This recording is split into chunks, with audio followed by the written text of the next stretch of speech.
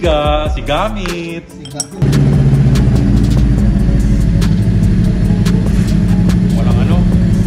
Walang kahit ano, parang brand new.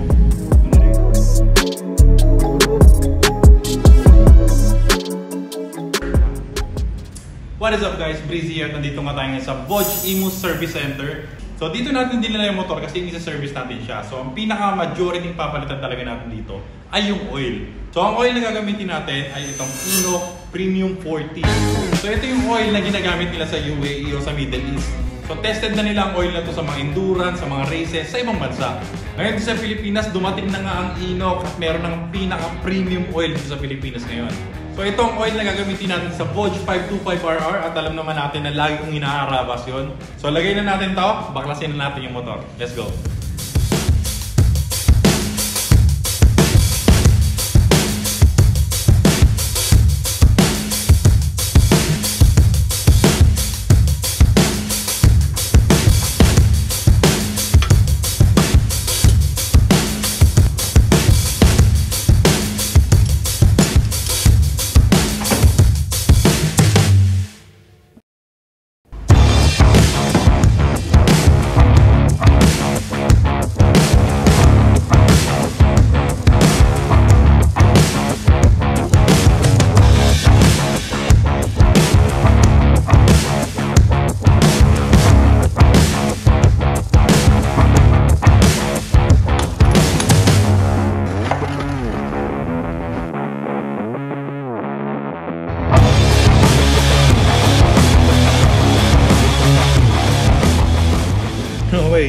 So ito natin na ang dumi na ng oil. So palitin na talaga.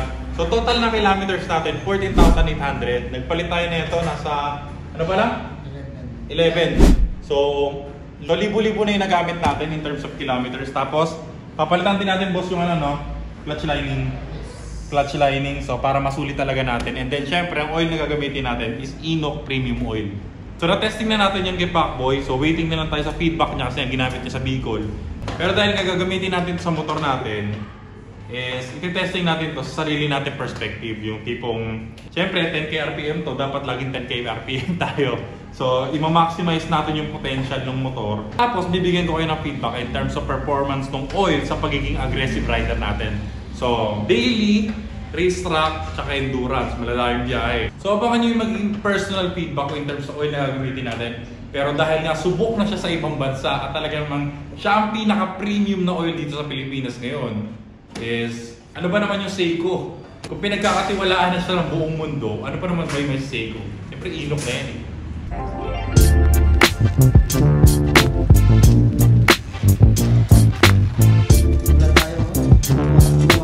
Hindi ba yan? Manulos na.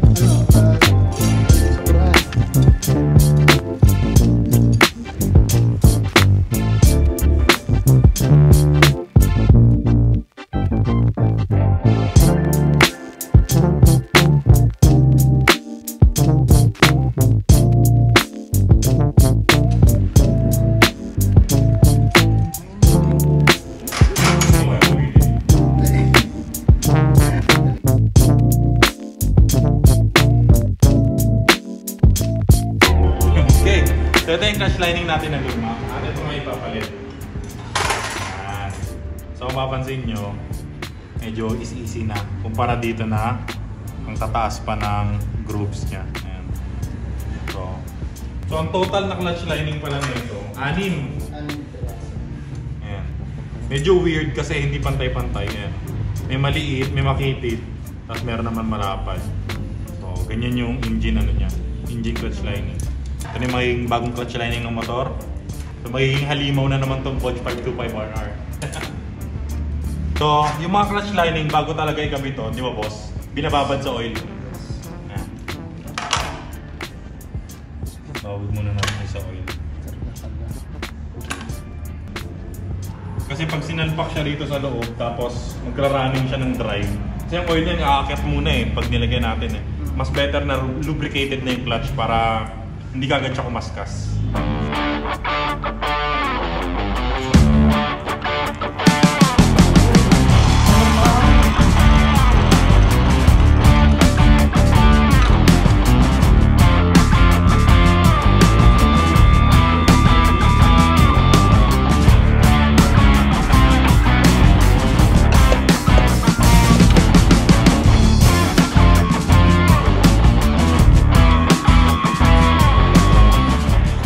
so papalitan naman natin ngayon, syempre, yung oil filter. So, ang oil filter, binabasa muna yung loob ng konti, tapos dito sa rubber ano niya, para hindi siya malagkit o madikit. So, palit filter tayo.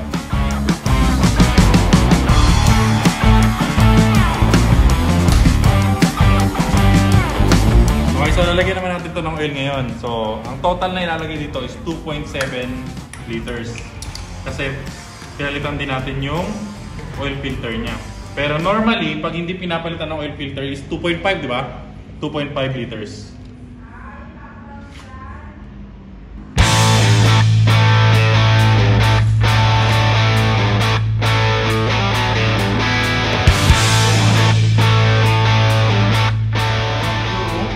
So, makakaranas na yung mga Pilipino ng oil na hindi tinipid.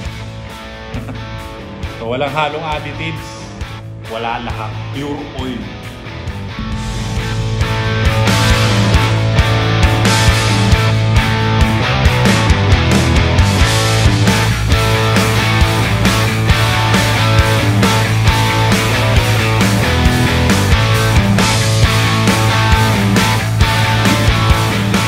So, yun na, nalagay na natin yung Inox oil dito sa motor natin na Vogue 525RR.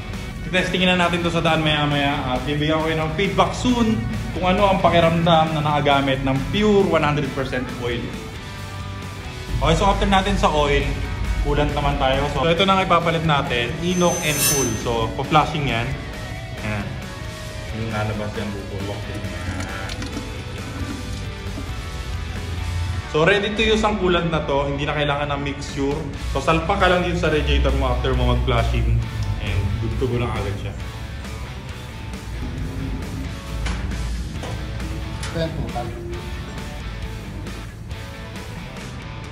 So after natin ma-flush yung lumang coolant, talagyan na natin ngayon.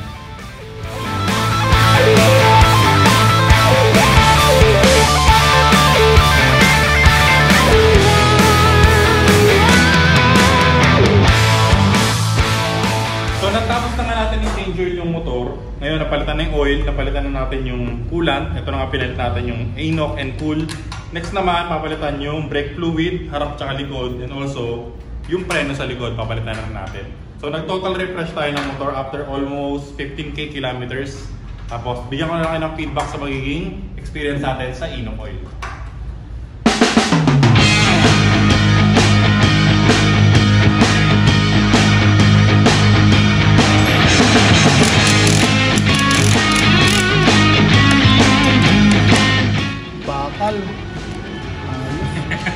Sulis.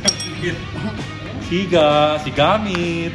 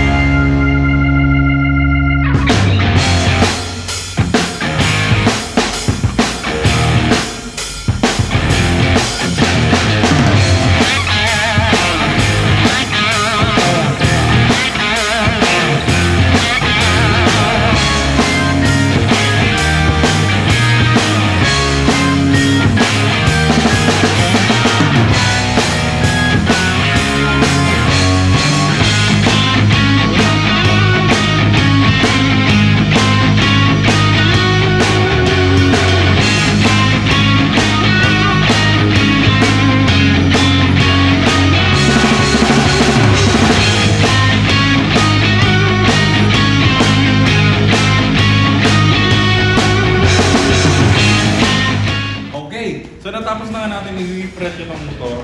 So, napalitan natin yung oil, yung coolant, at syempre, yung brake fluid niya. Yung preno, napalitan na natin, yung clutch lining, napalitan na natin. Ngayon, testing natin. Pakinggan natin yung motor. Paano yung circulation ng oil, kung maganda pa rin.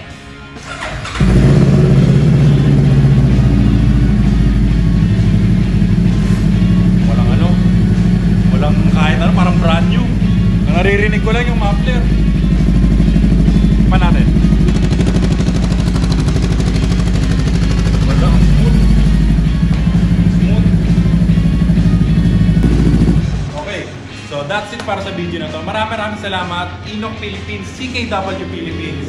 Siyempre sa Bodge Philippines para sa dito sa service center natin. Ngayon, i-update ko na lang kayo sa magiging performance ng ginawa natin sa motor. So lagi nyo tatandaan, stay busy lang always here.